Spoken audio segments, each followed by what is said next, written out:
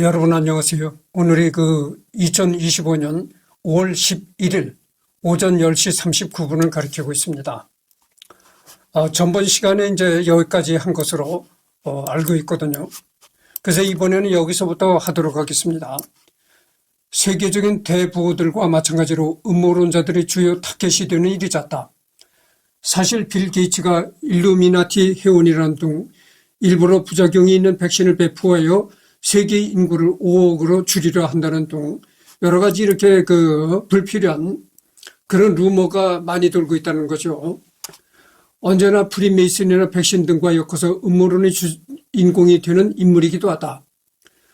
코로나 전 많은 팬데믹 시뮬레이션을 돌린 것과 바이러스를 강화하는 실험 등 많은 것이 빌 게이츠가 진행하여 바이러스 등으로 계획적 인구 감소 음모를 진행하는 이론이라고 음모론자들이 주장하기도 하였으며, 심지어 무료 배포 백신에 마이크로소프트사 칩이 내장되어 있다는 소문을 퍼뜨리기도 했다. 한국에서는 극우 유튜버 안정권이 이를 주장하고 있다. 2020년대에 들어서는 마이크로칩이나 백신 음모론을 소재로 한 각종 개드립도 등장하고 있다.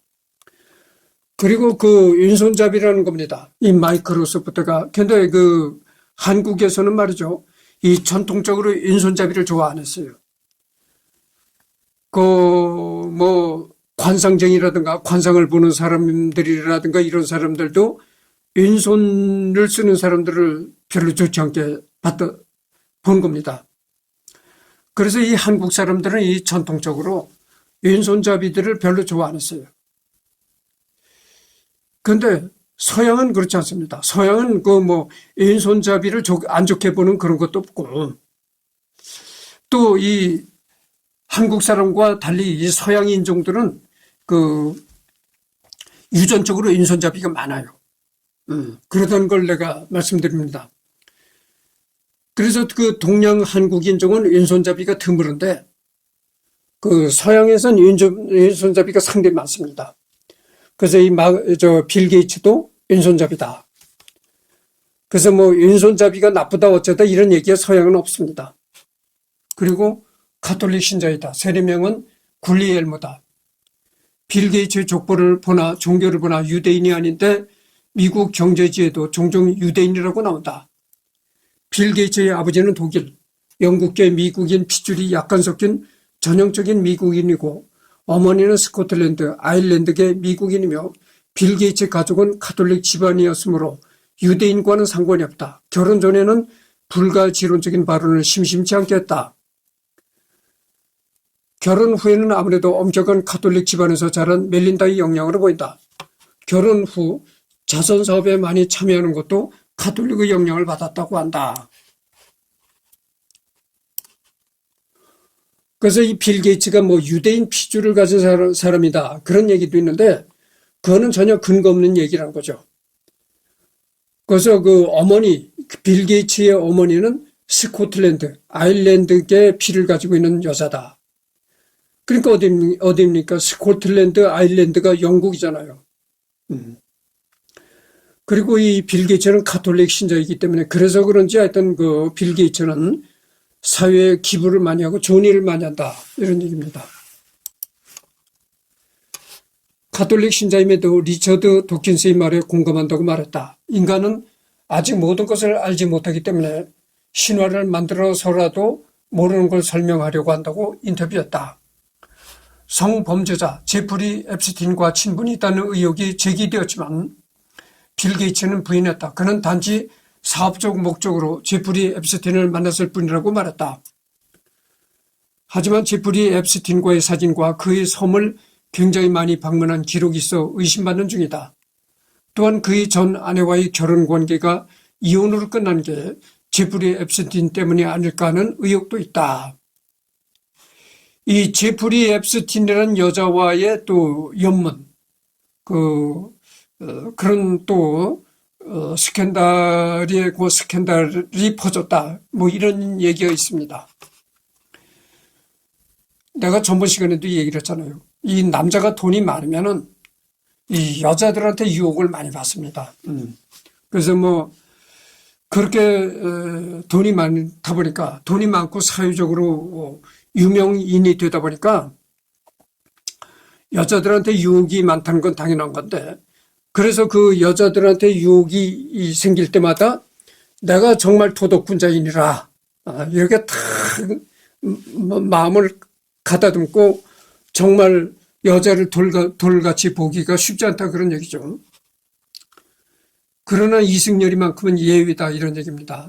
나는 절대 바람을 피워본 적도 없고, 물론 여자들이 나를 뭐 거들떠도 안 보겠지만 나는 돈도 없고 뭐 이름도 사회적으로 이름도 없는 사람이라서 아주 평범한 그런 그런 사람이니까 뭐 여자들이 거들떠도 안 보겠지만, 혹시 여자들이 거들떠를 본다고 해도 나는 내가 결혼 안 하고 독신이지만 만약에 내가 결혼했다면 정말 죽을 때까지 마누라만 바라보고 마누라만 생각하는 그런 사람이었으리라 이렇게 생각해요. 지금도 그렇습니다. 내 지금도 성향이 내가 어디 가서 바람 피우고 그렇게 놀아날 그런 사람이 아니에요. 나는 정말 결혼 안 해서 이렇게 결혼 안 하고 독신으로 살아서 그렇지, 혹시 내가 결혼을 해서 일찍 장가를 갔다 하더라도 한평생 마누라만 생각하는 그런 스타일의 남자입니다. 스팸 메일이나 악성 코드에 대한 증오심이 남다르다. 요즘 윈도우즈에 내장되는 악성 코드 제거 프로그램 초기작은 그가 직접 만들었다고 한다. 늘어난 스팸 메일과 악성 코드에 견디다 못하여 직접 나섰고 은근히 효과가 있자 아예 개발 부서를 두고 만들었다고 한다. 하루에 오는 스팸 메일이 수십만 통에 달하다 보니 아예 스팸 메일을 처리하는 부서가 있었다고 한다. 173cm인 김대중 전 대통령이나 172cm인 이명박 전 대통령과 같이 찍은 사진을 보면 신장은 175cm 정도로 추정된다. 젊었을 때 쓴 이력서 기준으로 5피트 10인치, 177.8cm이다. 하지만 그 악수 비교 사진과 달리 어느 쪽이든 한 손으로 편한 자세를 악수했다. 미국 백인이긴 하지만 수치 자체가 그리 작은 키는 아닌데 아버지가 2m가 넘는 거구에 어머니 옆에 함께 있는 것을 봤을 때 최소한 작은 키가 아님에도 그를 감안하면 다소 작다고 느껴지는데, 어렸을 때서부터 너무 독서와 컴퓨터와 사색, 연구 등에 지나치게 몰입한 나머지 수면이 다소 부족해서 그런 것으로 보인다. 여기 보면은 177.8이라고 나와 있는데 이것이 약간 좀 부풀은 액수라고 봐요. 내가 보기에는 빌 게이츠는 173에서 175 정도로 추정됩니다. 그렇게 서양 사람으로서는 그렇게 큰 키가 아니에요. 전번 시간에도 내가 얘기했지만 일론 머스크는 188이거든요. 근데 188도 조금 더 될 것으로 보여요. 그래서 일론 머스크는 서양 사람들 중에서도 큰 그런 사람에 속하는데, 이 빌 게이츠는 그렇게 체격이 큰 사람이 아니에요. 서양 사람으로서는. 이 문단에서 보듯 의외로 대한민국의 IT 산업 정책에 영향을 알게 모르게 끼친 인물이다. 한국에서 정보고속도로 자체는 1980년대부터 추진되고 있었지만 교육용 PC 사업에서 인터넷 PC를 보급하는 등 본격적인 정보고속도로 인프라 사업은 IMF를 겪은 후인 1998년에서 99년부터 성장했다. 이에 대해 빌 게이츠가 1990년대 중반 펴낸 자서전 미래로 가는 길에서 한국의 정보화 산업 비전에 대해 짧게나마 긍정적으로 평가해 놓은 것을 볼 수 있다. 이후 김대중, 이명박 전 대통령 등과 회동하며 한국의 정보화 정책에 여러 조언을 한 것으로 알려져 있다. 이후 빌 게이츠는 책을 여러 권 냈는데 뒤로 가면 갈수록 한국의 인터넷 역량에 대해 점점 더 많은 부분을 할애하여 칭찬하고 있는 것을 볼 수 있다. 코로나19 백신 관련해서 한국에 대규모 투자를 한 것도 이런 신뢰에서 비롯된 것으로 보인다. 자신이 주장한 정보고속도로 개념을 세계에서 두 번째로 실현해버린 국가다. 2003년 4월 1일 한 네티즌이 CNN 홈페이지를 모방한 낚시 사이트를 만들어 빌 게이츠가 피살됐다는 가짜 뉴스를 게재했는데 4일 오전 9시 38분 MBC를 시초로 YTN, SBS, 인터넷 뉴스 사이트 등 언론에서 해당 사이트를 잘못 인용해서 빌 게이츠 사망 오보를 내는 사고가 있었다. 한 번은 YTN, SBS 이런 인터넷 뉴스 사이트에서 빌 게이츠가 사망했다. 이런 잘못된 보도가 나오기도 했었다는 겁니다. 여기 나오잖아요. 이 방송에서 MBC 뉴스에서 MS 회장 빌 게이츠가 피살되었다. 이렇게 이 잘못된 뉴스가 전달되기도 했다는 거죠.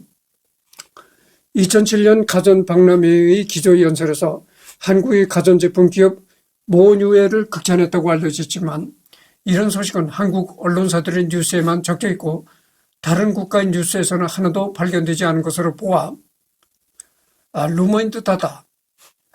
관련 기사 무엇보다 모뉴엘은 시원하게 망했다. 항목을 읽어보면 알겠지만 모뉴엘이 CES에서 온갖 상을 받아온 것도 사실인 만큼 사실 가능성도 있긴 하다.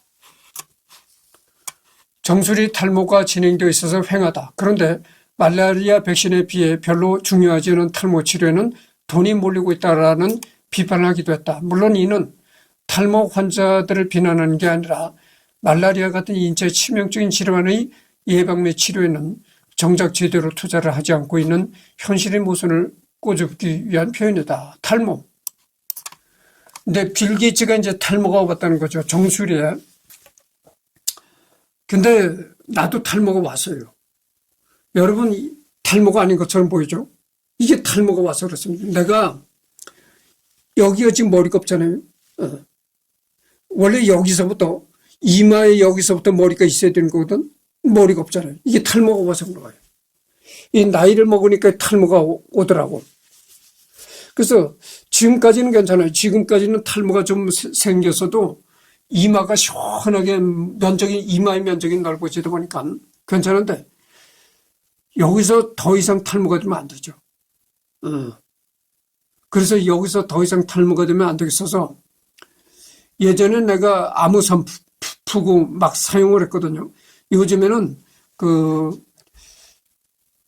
탈모 완화를 시킨다는 그런 광고가 나오는 샴푸를 내가 사용하고 있어요. 근데 그 샴푸가 좀 가격이 약간 비싸요. 그러니까 탈모를 완화시킨다는 그런 샴푸가 광고된 것을 보고 구입해서 사용하고 있는데, 글쎄요, 효과는 모르겠어요. 더 사용을 해봐야 알겠습니다. 사용을 한 지가 얼마 안 됐거든요. 예전엔 내가 이렇지 않았어요. 예전엔 여기서부터는 전부 머리가 덮여 있었단 말이죠. 근데 이게 지금 여기서 없잖아요. 예. 그러니까 이 시원해 보이긴 하는데 여기서 더 이상 탈모가 진행되면 안 된다 이런 얘기죠. 레딧에서 유저들에게 라이브로 다양한 질문을 받고 직접 답하는 AMA, Ask Me Anything을 자주 하는 것으로 유명하다. 2019년까지 7번이나 했다. 2009년경에 어느 미국 매체가 계산해 본 결과 당시 빌 게이츠의 전 재산을 모조리 1달러 지폐로 바꾸면 지구에서 달까지 약 153바퀴를 돌 정도의 양이 나온다고 추측했다. 재미난 얘기네요. 빌 게이츠가 보유하고 있는 재산을 전부 그 재산을 1달러짜리 지폐로 바꾼다면 그 지폐가 지구에서 달까지 153번을 왕래할 수 있는 그런 재산이다 이런 얘기죠. AOL과 넷스케이프는 한창 잘 나가던 시절에 빌 게이츠에게서 너네 자꾸 그렇게 신경 건드리면 회사 확 사버린다라는 발언을 들은 적이 있다.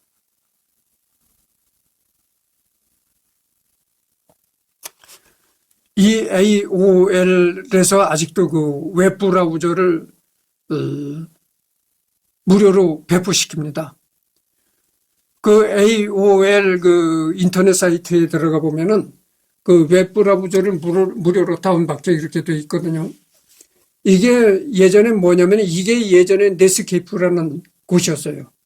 근데 여러분들 넷스케이프 웹브라우저가 망했다고 했잖아요. 이 넷스케이프가 웹브라우저를 두고 마이크로소프트와 이렇게 재판을 벌이고 이 경쟁을 하다가 망했습니다. 마이크로소프트에게 망했어요. 2019년 9월 20일 넷플릭스에서 만든 빌 게이츠 다큐멘터리가 공개됐다.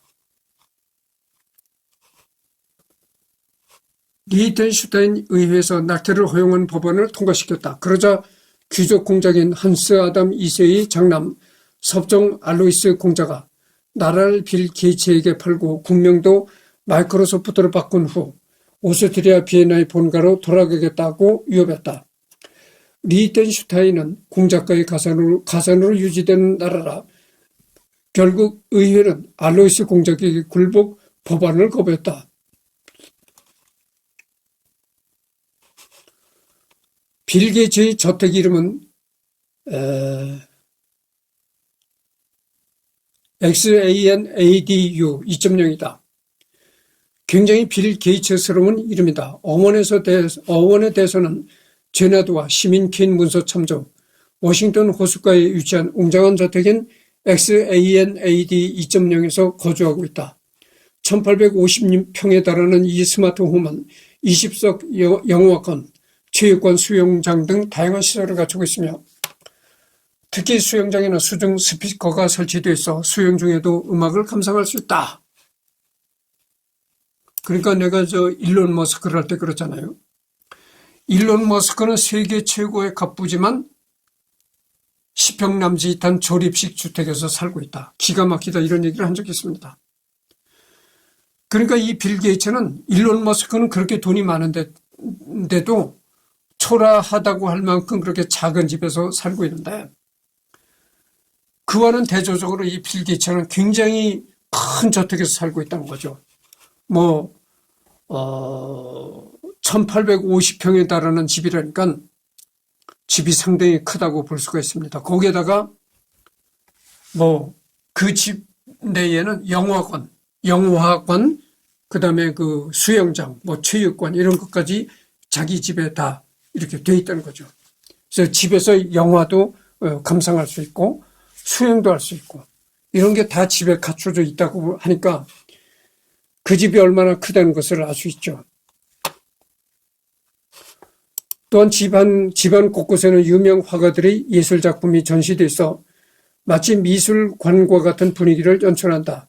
빌 게이츠는 이 저택을 짓는데 6,300만 달러를 투자했으며 현재는 1억 3천만 달러 이상의 가치를 지닌 것으로 평가받고 있다. 1억 3천만 달러니까 어떻게 됩니까? 1, 10, 100, 1000만, 10만 참 그렇습니다.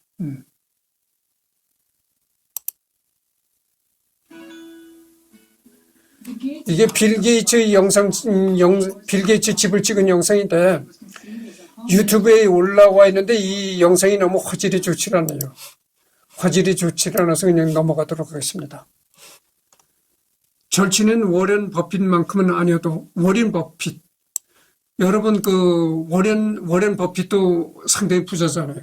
투자자. 워렌 버핏과도 절친한 사이라는 겁니다. 절친한 친구라는 거죠. 상당히 콜라를 좋아하는 것으로 보이는데 상술된 넷플릭스 다큐멘터리를 보면 앉아있을 때 계속해서 콜라를 끼고 있고 냉장고에 어마어마한 양의 콜라를 보관하고 있는 것을 볼 수 있다. 그러니까 이 빌 게이츠도 상당히 워렌 버핏만큼 콜라를 좋아한다 이런 얘기죠. 오랫동안 그래서 워렌 버핏이 상당히 콜라를 많이 마신다는 거죠. 그래서 의사들이 워렌 버핏한테 경고를 했다는 겁니다. 콜라를 그렇게 많이 마시지 말라. 그러니까 워렌 버핏이 한 말이 콜라를 마시지 말라고 나한테 경고했던 의사들이 나보다 먼저 죽었다. 이렇게 얘기를 했다는 거죠. 오랫동안 연구를 할 때는 콜라를 여러 캔 마신다. 그럼에도 비교적 건강해 보이는데 워렌 버핏도 빌 게이츠도 둘 다 워낙 머리를 많이 쓰고 건강을 위한 자기 관리를 열심히 해서 그 당분이 대부분 소모되는 것으로 보인다. 물론 확실한 정보는 아닌데 충분히 가능성이 있는 게 의외로 인간의 열량을 가장 많이 소모하는 부분은 근육이나 장이 아니라 뇌와 간이며 워렌 버핏이 그렇게 먹고도 90살이 넘도록 건강한 이유로 추정되는 가설 중 하나가 두뇌 풀가동인 만큼 빌 게이츠도 콜라로 섭취한 당이 머리를 쓰면서 소모되는 것을 알 수 있다. 여러분, 의사들이 얘기를 하잖아요. 이 뇌가, 우리의 뇌가 당을 많이 소비한다는 거죠. 그리고 이 근육이 또 당을 저장하는 저장고다 그거죠. 그래서 의사들이 그러잖아요. 근육을 발달시켰더라 그러잖아요. 그래서 요즘 보면은 내가 요즘 그 유튜브에 이렇게 보면 말이죠. 이 탄수화물이 혈당을 많이 올린다고 해가지고 이 혈당 관리하는 사람들이 탄수화물을 전혀 안 먹는 그런 사람들이 있어요. 그러니까 하루 삼시세끼를 이 쌀밥을 안 먹는다니까. 쌀밥을 안 먹고 뭐 야채, 단백질, 고기 이런 걸로만 삼시세끼를 먹는 거예요. 그러니까 혈당은 안 오르죠. 혈당은 안 오르는데 이런 문제가 있어요. 여러분 탄수화물을 혈당이 오른다고 탄수화물을 전혀 안 먹으면 어떻게 될까요? 금방은 뭐 하루 이틀 사이에 뭐 어떤 잘못될 건 없어요. 그런데 이게 탄수화물을 전혀 안 먹는 생활을 한 달, 두 달, 뭐 1년 이렇게 오래 끌잖아요. 그러면은 나중에는 근육이 약해집니다. 근육이 빠져요. 근육이 빠지면 어떻게 되겠어요? 사람이 계단도 못 올라가게 되는 겁니다. 그래서 이 탄수화물을 전혀 안 먹던 사람들이 1년이고 2년이고 지나니까 근육이 빠져서 계단을 못 올라가겠더라 이겁니다. 다리 힘이 빠져가지고. 근육에 힘이 있어야 계단을 올라가는데. 그런 상황이 되더라는 거예요. 그래서 여러분들 탄수화물도 하나의 영양입니다. 그걸 아시죠? 탄수화물도 혈당을 많이 올리긴 하지만 하나의 영양소예요. 그렇기 때문에 탄수화물도 많이 먹을 필요는 없지만 한국 사람들은 그동안 쌀밥이 탄수화물이잖아요. 쌀밥을 너무 많이 먹는 생활을 했거든요. 그러니까 한국 사람들은 그동안 쌀밥을 너무 많이 먹었으니까 쌀밥을 줄여야 된다. 그거는 합당한 얘기입니다. 쌀밥을 줄여야죠.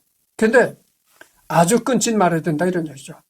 그래서 쌀밥이 혈당을 올린다고 해가지고 뭐 고기를 아주 완전히 끊어버리면 이 곡물이 탄수화물이거든.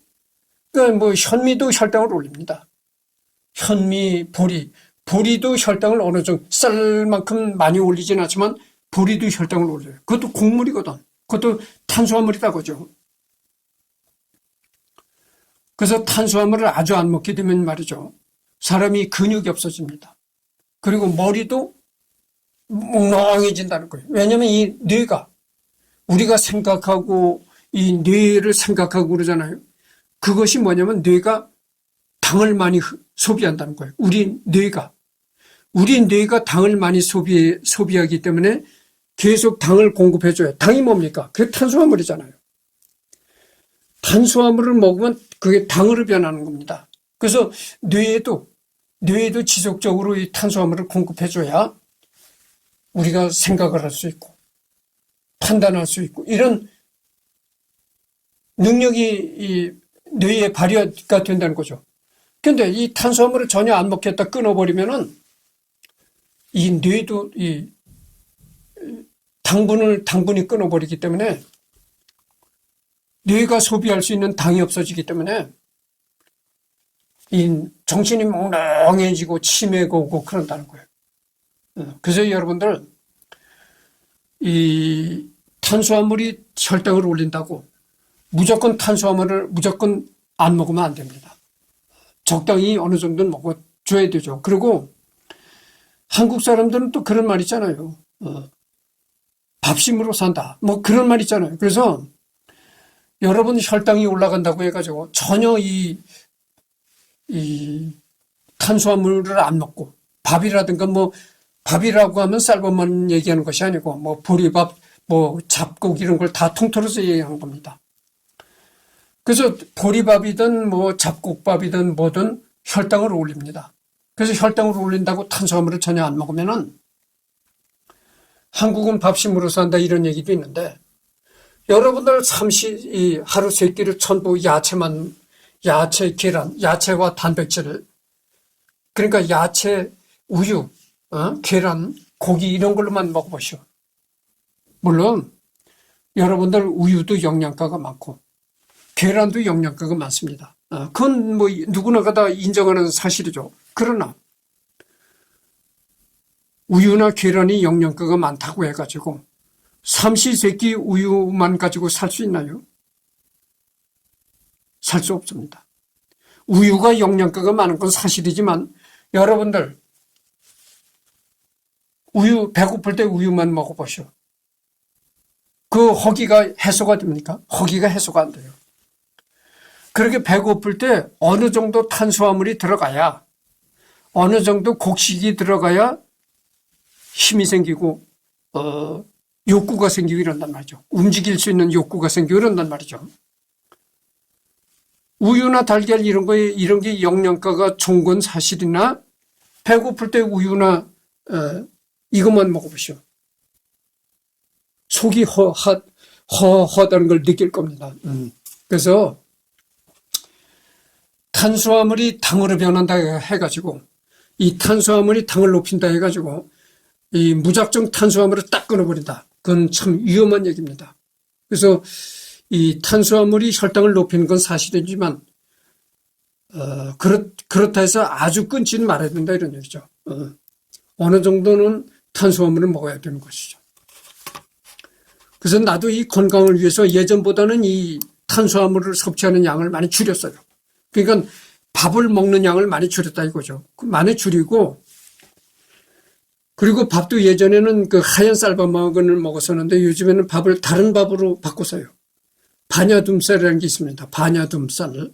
그래서 반야둠 성분이 들어간 쌀이 있어요. 그걸 갖다가 일반 쌀보다는 약간 좀 비싼데 크게 비싸지는 않아요. 그 반야둠쌀로 바꿨고, 그 다음에 거기다가 뭘 섞느냐면은 보리쌀, 통보리쌀이 아니고, 통보리는 참 먹기가 아주 불편합니다. 통보리쌀이 아니고, 이 암맥이라고 있어요. 납작하게 누른 암맥을 섞습니다. 그러니까 그 반야둠쌀 50%, 그 다음에 그 암맥, 납작보리쌀하고 거기다가 메밀이 또 있습니다. 그래서 보리쌀과 메밀쌀 그걸 섞어서 50%, 그래서 100%가 되게 그래서 밥을 해서 먹습니다. 그러니까 반야둠쌀 50%, 납작보리쌀과 그 메밀쌀 그것이 50%, 그래서 이제 100%가 되게 섞어서 밥을 짓는다 이겁니다. 그렇게 섞어서 밥을 하는 그것도 그냥 밥을 하는 것이 아니라 그냥 일반 밥솥에다 밥을 하는 것이 아니고 요즘에 그 저당밥솥이라는 게 나와요. 그 저당밥솥에다 그렇게 반야둠쌀 50%, 그다음에 그 암맥하고 메밀쌀 그것을 또 50% 그래서 섞어서 저당밥솥에다 밥을 해서 그걸 탄수화물을 먹는다 이런 얘기죠. 오렌 버핏과 절친으로 버핏의 90세 생일 선물로 오레오 케이크를 직접 만들기도 했으며 해당 영상을 유튜브에 공개했다 뭐 이런 얘기입니다. 그래서 이 부분은 뭐 생략하겠습니다. 생략하고 취미는 설거지이고 이혼하기 전에는 매일매일 했다. 2013년 레딧 AMA에서 자신은 매일 밤 설거지를 하고 다른 사람들도 자원하지만 자신이 하는 방식이 좋다고 말했다. 설거지하는 걸 취미로 가졌다는 사람은 내가 참 머리털 나고 처음 봅니다. 그렇잖아요. 여러분들 주방에서 설거지하는 걸 취미로 한다? 이런 사람은 정말 내가 머리털 나고 처음 봅니다. 하여튼 참 이상한 취미를 가졌네요. 그렇잖아요. 아마 이런 취미를 가진 사람은 난 없다고 봅니다. 동서양을 막론하고 이 주방에서 설거지하는 걸 취미로 가졌다고 하는 사람은 내가 없으리라고 봅니다. 하여튼 이상한 취미를 가졌는데 이승열이 나는 유튜브 하는 게 취미입니다. 그래서 내가 뭐 유튜브를 해서 내가 일전 한 푼 내가 벌어본 적이 없지만 일전 한 푼 생기지 않는 그 유튜브를 해서 꾸준히 하잖아요. 주말 만들어만 하고, 이 지금 무선 마이크도 있잖아요. 무선 마이크도 내가 유튜브로 벌어서 무선 마이크를 구입한 것이 아닙니다. 순수하게 내가 정말 벌어서 무선 마이크도 구입한 거예요. 그러니까 유튜브로 해서 버는 돈은 내가 일전 한 푼 없는 겁니다. 다른 사람들은 뭐 유튜브로 해서 뭐 한 달에 300을 버니 400을 버니, 많이 버는 사람들은 뭐 한 달에 1000, 2000, 그보다 더 많이 버는 사람은 뭐 한 달에 1억, 억대의 수입을 누리는 사람들이 있다고 합니다. 근데 나는 뭐 내가 10원 한 장 내가 유튜브를 해서 벌어본 적이 없습니다.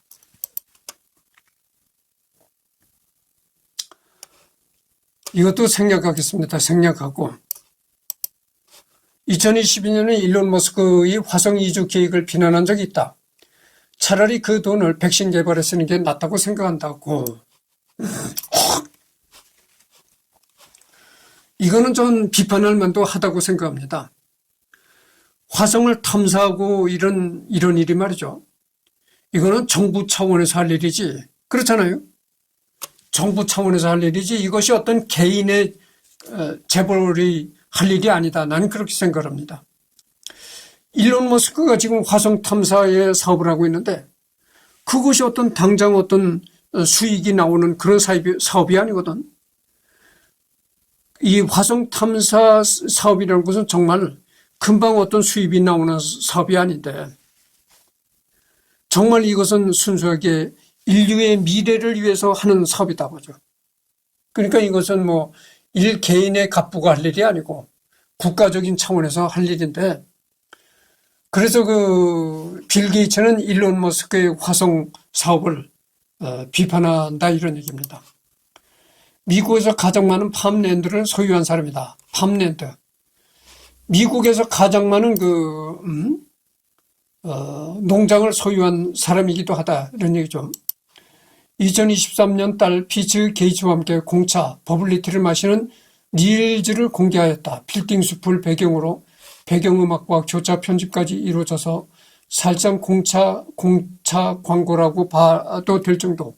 시무리우의 추천으로 공차에 입문하게 되었다고 덧붙였다. 확인 결과 공식 광고는 아니고 빌 게이츠가 공짜 마케팅을 해주는 것이다. 공차 코리아 측에서는 리그램하여 홍보에 써먹었다. 카멀라 해리스 부통령을 지원하는 비영리단체에 약 5천만 달러, 한국 돈으로 약 690억 원을 지원했다.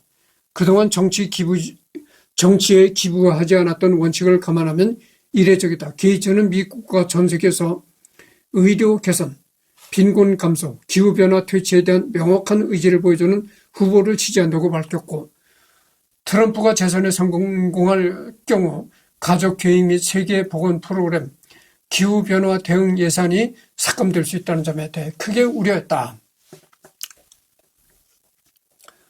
아침 식사는 보통 먹지 않는다고 한다. 평소 떠오르는 생각을 종이와 펜을 활용해 메모하는 습관을 중요시 여긴다고 한다.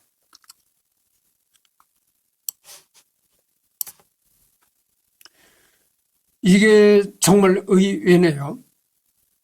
여러분들 빌 게이츠 하면 마이크로소프트 회사를 연상시키잖아요. 근데 마이크로소프트 회사가 뭘 하는 회사입니까?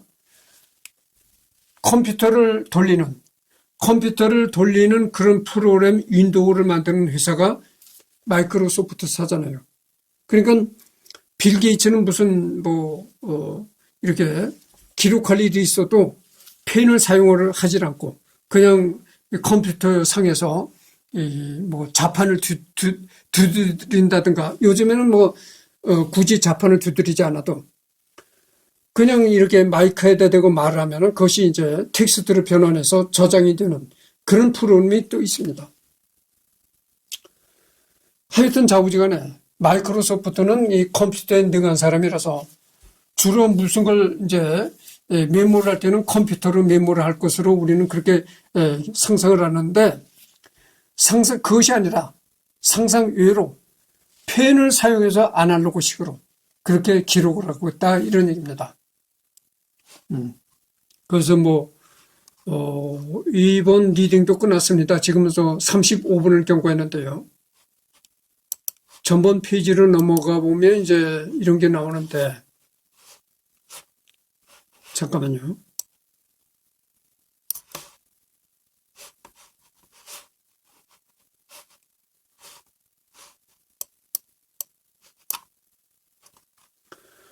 그래서 여담도 했습니다. 그 다음에 관련 문서 여기를 보면은, 뭐 이런 게 나오는데, 관련 문서를 보면 마이크로소프트, 빌 게이츠의 굴욕, 억만장자, 탱크스필, 빌 몰린다 게이츠 재단, 뭐 이런 게 나오는데, 하여튼 그 마이크로소프트는, 이제 마이크로소프트가 아니라 마이크로소프트를 창업했던 빌 게이츠는 끝났습니다. 그리고 여기 이름이 자꾸 나오는데, 워렌 버핏도 상당한 부자이죠. 그래서 언젠가는 워렌 버핏도 하겠지만은, 다음에는 워렌 버핏이 아니고 또 다른 사람을 선정해서 하도록 하겠습니다. 다른 사람을 선정하긴 하는데, 지금 다음에 할 사람도 미국 사람입니다. 미국 사람이지만 한국 역사와 아주 밀접한 관련이 있는 사람을 하도록 하겠습니다. 기대를 많이 해주시기 바라겠고요. 그리고 오후에 시간 있잖아요. 지금 뭐 11시가 남짓돼 있으니까 오후에 미국인인데 한국 역사와 좀 밀접